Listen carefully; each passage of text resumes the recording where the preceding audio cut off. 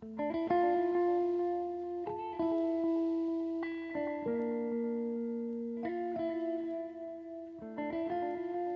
and welcome to this week's Roadcast.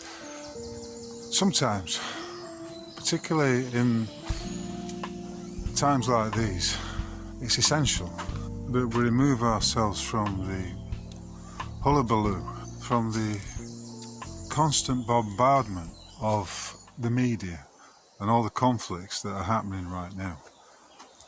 And to me, particularly on a hot, sunny day like today, where it's likely to reach the late 20s in terms of the temperature, it's great. It's simply great to be out in an environment like this in the woods, where you've got the dappled light, you've got the cool of the shade, the birds tweeting, and all being well, there's nobody else in these woods but me. Yesterday, it was announced via the woman acting as the Home Secretary, Yvette Cooper, that after all there would be a national inquiry into the Pakistani Muslim rape gangs who've been terrorising young British lasses probably for the best part of the last 40 years. This comes after Cooper and Jess Phillips and some of those other women acting as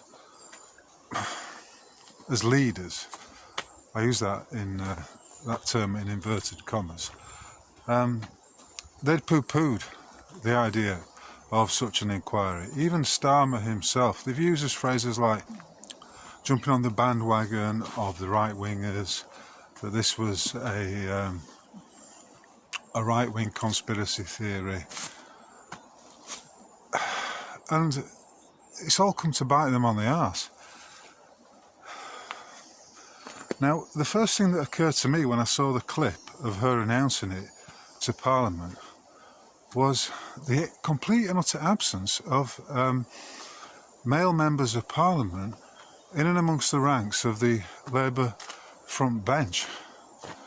I could see Jabba the Hutt Lammy sitting in the background, but there was no sign of anyone else, and apparently Keir Starmer has flown off to Canada whilst this scandal's been emerging. And so it was left to Yvette Cooper to announce that the report by a dame of the realm was simply so fucking hard-hitting, so full of detail and undeniable facts regarding this mass industrial scale abuse of British girls, that as much as they wanted to, they simply could not bury it. Now, don't get me wrong, I'm not saying that a national inquiry controlled by the government is likely to be anything less than a whitewash. However, given the full extent of the agencies at play here and the individuals who have demonstrably neglected the victims, I mean, some of these victims received criminal records as a consequence of the police trying to get them to shut up because the police did not wish to appear racist. Well, it's beyond my comprehension. In fact, the thing is, they've tried to cover it up, and anyway, there's no longer the option to do that. I mean, Rupert Lowe and his team set off an independent inquiry into this, and there are other people who have done some great work, and I would suggest that the independent inquiry is perhaps the best way to deal with it, because they're already attempting to put limitations on the scope of this inquiry. And the most manifest example of that would be the fact that the various councils that are involved, you know, we've only got to think of Rochdale, Rotherham, Telford, Huddersfield, etc. Some of those council officials are embroiled in this systemic industrial scale sexual abuse of British girls. So how can they refer themselves? If you've committed a crime, chances are you're going to want to cover it up. If you've been negligent in your public responsibilities, if you've been committing misfeasance in public office,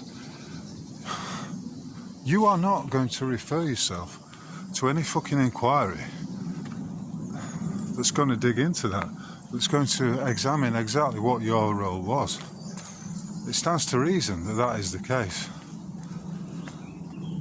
So that's the position we're in, you know. And I noticed, I mean, I don't like to talk about people's the appearance of their avatar, but I have mentioned her before, and it's incumbent upon me to reference her again, because she is the self-titled Minister for the Safeguarding of Women and Girls. Her name is Jess Phillips, and she was sat there yesterday on the front bench, and as I say, my heart, well, it's probably an exaggeration to say my heart sank when I saw that front bench, but my initial reaction was, it's a farce, it's nothing but a pantomime. Why would there be so many women sitting on the front benches of the Labour government? And then it pans out a bit, and you see all the ethnic minorities in there, and a particularly odious creature called Naz Shah was spouting on some nonsense about how the majority of the Muslim communities across Britain, like she could fucking speak for them, are as keen as anyone to see that justice is done. I mean, she's embroiled in these scandals up to her fucking neck, as is Jess Phillips. If they had any ounce of integrity, these people would resign. They'd go back to the fucking kitchen. Another example of what I'm talking about with these women being out of their depth was a minister for the Treasury was being interviewed on LBC about the investment in the infrastructure. In other words, there's billions of pounds being invested. I mean, it's a private-public initiative, which maybe tells you all that you need to know about it. Someone's going to make a lot of money from it. Monies are being invested to develop and improve some of the existing road structure with specific reference to bridges. She was talking, the interviewer was trying to get her to explain about this bridge near the Dartford Tunnel. I think it was some sort of crossing is going to be built, but she couldn't even fucking say where the bridge was going to begin and where it was going to end, let alone how much it was going to cost. She was absolutely hopeless, and you watch it and you think, what the fuck are you doing, love? How did you get to this job? The same could be said of that Rachel Reeves. Rachel from Accounts, who is poncing about pretending to be the Chancellor of the Exchequer. It's absolutely fucking crazy. And if you believe that any of these individuals are capable of sorting out these decades of fucking cover-up of police, social services, of counsellors, hiding, covering up and allowing fucking child rapists, Pakistani Muslim child rapists, to get away with their crimes. And of course we've got the judiciary, who have also issued fucking lenient sentences, particularly in comparison to some of those sentences which were bestowed upon the native population of Britain. They get off lightly because of the colour of their skin. And I think the people have had enough. I can't fucking see any way out of this right now, and I think that's why they've had to agree to an inquiry, because they're fucking scared, and they should be scared. The people are rising up. Look at what's happening in Ireland. The state of Ballymena. Talk now of the Republican Army becoming resurgent. We're living in very interesting times, but as I say, it is sometimes absolutely imperative to get away from it all and to come to the woods, to this lush green environment, particularly on a hot day like this, where you don't want to be walking around the inner city where there's no shade and the tarmac is simply heating up, I suppose, in a way that the geopolitical realm is. I put out a tweet today. Someone was saying about how legalese is used, quite correctly, how legalese is used to cover up and obfuscate the crimes of the clients of those barristers and solicitors who are operating in that game. And let's be you know, that is not to disclude the Freemasonic sorcery that's taking place. But the point is, we're in for a very interesting summer, because it's long been established that as the temperature goes up, climatically speaking, so do the passions and the tempers of the people, you know, in the summertime. The summertime is the time for the riots. It's not going to happen so much in the winter, for obvious reasons. The days are longer, temperatures are hotter, and tempers are shorter. So I think we're in for an interesting summer. And I'm not just talking, I'm talking right across the Isles of Britain. It's already started in Ireland, and you know, I love the Irish people. I've been there several times, and I've always had a great time, and I've always enjoyed their hospitality and their lust for life. But they've had enough. They've had enough of this immigration. And you might say, well, it's about time. What they've done is they've taken advantage of the assimilationist nature of the British people. Well, not just the British people, but all the European peoples. When I say assimilationist, I mean the idea is that if you come to the country as a guest, then you are welcome. But you've got to accept that there's a certain way of doing things, there is a certain way of behaving yourself, and that you come under the jurisdiction of the common law, of the ancient laws of these lands, which can be summarised, as I've said many times, as being do unto others as you would have them do unto you. So this post was on Twitter. I said that the legalese is effectively like a layer of tarmac that has been layered over the bedrock of British, or the Isles of the ancient jurisprudence, the ancient laws of these lands. And like tarmac, there are many potholes that are appearing right now. I mean, you could say, well, that is literally the case on the roads up and down the length of Great Britain. But my point is, it's as though the self-serving legal profession, of which, let's not forget, Keir Starmer is a fully paid up member, and perhaps one of the finest, if that is the correct term, finest of liars, the most gifted of liars, that this layer of sticky tarmac has been layered over the bedrock, and that, as is always the case in the summer, when it gets really hot, the tarmac begins to melt, cracks appear, and sometimes it bubbles up. I think that's where we're at right now. I think that the lies are beginning to crack, to melt. The morality, or should I say the immorality, of these various types who are pouncing about on the geopolitical chessboard is now being shown in stark relief. I mean, Starmer, Jess Phillips, Yvette Cooper, and one or two others have all fucking said that there's a right-wing presence in Britain, when we're talking really just about people who are right in the sense that they are correct, that this country has been taken advantage of by the unfettered masses of immigration that have been allowed to happen over the last 20 years. And then we've got the likes of Nigel fucking Farage, another banker, lest we forget, who has stated that there's nothing we can do about these illegal immigrants because it's just so huge, and we have to look to ways of integrating them. I say no, fuck that. Where there's a will, there's a way, and mass repatriation is going to happen. There's no doubt about it. Farage is a coward as far as I'm concerned. And what's he doing? You know, let's get back to Farage. In March, I spoke about how Rupert Lowe had been, I use the word evicted, had been, well, he'd had the whip withdrawn, so consequently, you could say he'd been evicted from the Reform Party.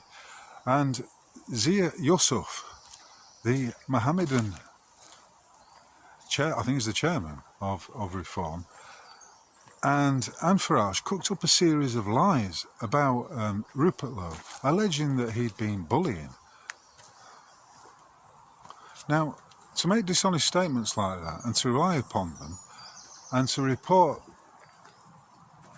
Rupert Lowe to the police is not only an act of treachery, but it's also fundamentally and demonstrably an attempt to pervert the course of justice. The individual has lied to the police, made a series of dishonest statements in order to get another individual arrested. And you could say, well, this is an example of the lawfare that's been taking place all around. Many of us have experienced this lawfare. I've certainly experienced it via my various legal battles with, to name a few, the Bradford and Bingley Billing Society, as it was, Nottinghamshire Police Force, and unfortunately I am going to be facing another legal battle shortly. This is of a personal nature and I don't wish to go into it right now. As reluctant as I am, and if the route of third-party mediation cannot resolve the issues, then I will have to engage in court action. But of course, if you're standing under the truth, under the facts of the matter, you've got absolutely nothing to be afraid of. So it turned out that there was no case to answer against Rupert Lowe. That it was demonstrably the case that Zia Yusuf, Nigel Farage and the rest of them had conducted a campaign against him, which was intended to start off a lawfare attack on him, which would be to their advantage. But because it was all based on lies, it fell apart. And Zia Yusuf actually left the Reform Party, but subsequently rejoined. You see, in the rather like the Talmudist doctrine, in Islam there's this tenet called taqiyya, and taqiyya is simply an Islamic doctrine whereby you are allowed, in fact it's no problem at all, you're allowed to lie, to state untruths about individuals who are not of the same faith as you.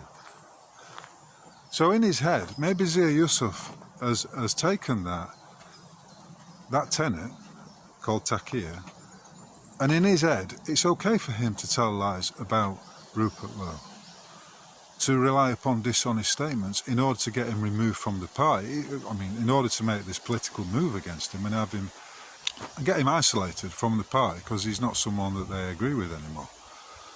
So in his head, in Zia Yusuf's head, what he's done is fine. It's morally appropriate, it's absolutely fine. However, it's not fine under British jurisprudence, under the common law. Do unto others as you would have them do unto you. I'm stating this now, and I pretty much guarantee that no follower of the Mohammedan faith will understand what I'm talking about.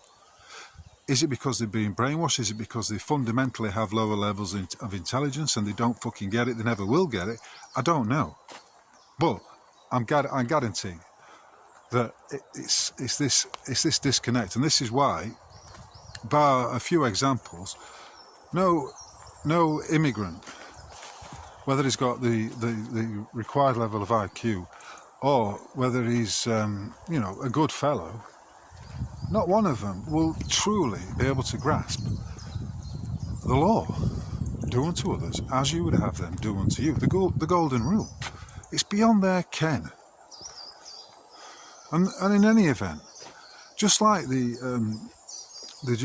Judaic followers, the Judaic population, the followers of the Talmud, they're not here to integrate. They're here for economic reasons, or they're here for a political reason. In other words, to take over the Isles of Britain, to take over its governance and introduce Sharia law. Is it going to happen? Is it going to happen? It's not going to happen. It's impossible for it to occur. But in the meantime, we have to deal with the fallout of this mass unfettered immigration. And it's all bubbling up right now. And that's why I suggest that we're in for a very interesting summer. A summer of unrest, perhaps, on the geopolitical realm. I don't know if Starmer and any of that coterie of females who sit on the front bench of the Labour government are going to survive this. I don't really see how much longer Starmer can stay in his position. Something's got to fucking give. In fact, as I say, if we go back to this analogy of the tarmac being layered over the bedrock of British jurisprudence and how it cracks up in the summertime, there's potholes everywhere, and it's all splitting and melting. You see, the immorality of these individuals is akin to the tarmac that is melting under the harsh glare of the sun. I don't know how much longer they can last, how it can be shored up. I've no idea. And then, of course, we zoom out a little bit further, and we've got this bloody conflict going on, this staged... is it a staged conflict? Most probably. I mean, people are saying, what we do when we go on... I'm talking about the Iran-Israel conflict. Some people are saying, well, what's happening here is that when Trump said that Iran didn't sign the deal, and all it has to do to end this conflict is to sign the deal.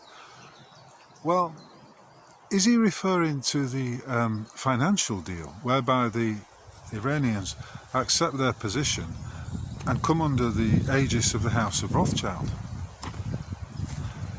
I'm not sure, but what I can tell you is if you look at the images of the Iranian parliament, right, and look at the images of the Israeli parliament, you will see a very, very obvious Freemasonic element in both buildings.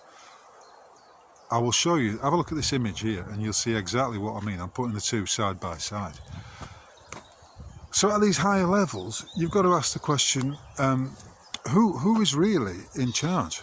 Beyond the face of it, beyond the glib, poncing politicians that we see, who is really in charge? Who's pulling the strings? Who's controlling this?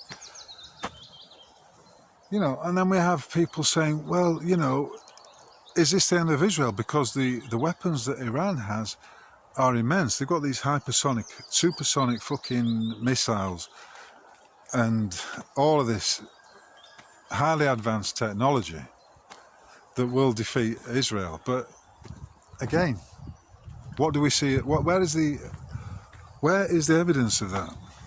I mean, we see images of so-called strikes on Tel Aviv, and we see some of the damage that's occurred. But how do you know you're not looking at a CGI video when you see these? I mean, basically, I'm saying I don't fucking know. I don't know the details. I can't stand here and confidently say, yeah, Iran's got the technology that will defeat Israel. I mean, that's another point. Israel, none of them are fucking Israelis anyway. The 12 tribes of Israel, or is it the 10 tribes of Israel, are Caucasian. I mean, it's engineered chaos. Order out of chaos is the mantra of the Freemasonic controllers. So we need to be vigilant. We need to apply our critical thinking skills to all of this. But how interesting that it's beginning to crack. The layers of sticky tarmac are beginning to crack and melt under the heat and under the pressure of what's occurring right now. So wherever we look right now, there's conflict between the sexes, conflict between nations, geopolitical conflict. And of course, in times like this, you need to wise up and realise who the true enemy is, because it sure as hell isn't your neighbour. I suppose the conflict is always between the truth and the lies. Anyway, I'm keeping this very short this week. I'm going to be doing another one. I may be doing a series of shorter roadcasts over the coming weeks and months as things unfold. However, if you are able and you do appreciate my work, then please subscribe to the email list at my website, roguemail.org. And if you are able, kindly take out a paid subscription at the Substack page, which is can be found at MOD 800 at Substack. Similarly, if you're seeing this on GooTube, then please give me a thumbs up. Please subscribe, and if you're able, leave a comment. Let me know what you think about all of this. The only thing I really need to add to that is that due to an error on my website, people have been finding it difficult to subscribe, but that error has now been fixed, and I'll put out a newsletter shortly detailing exactly which articles I've been putting out over the last few months, because it seems to me that a lot of people simply do not go to the website if they've not received the email. And I do depend upon the kindness of my readers and listeners. So if you are able and you are in a position to assist me, please chuck a few quid into the coffee pot via the Buy Me a Coffee button, which is linked below. And on that note, from the dappled, lush, green Sherwood Forest, some 7 miles north of Nottingham, I wish you a fond farewell, and I will say, as always, I'll catch you on the flip side. Have a splendid day, and thanks for listening. Cheers.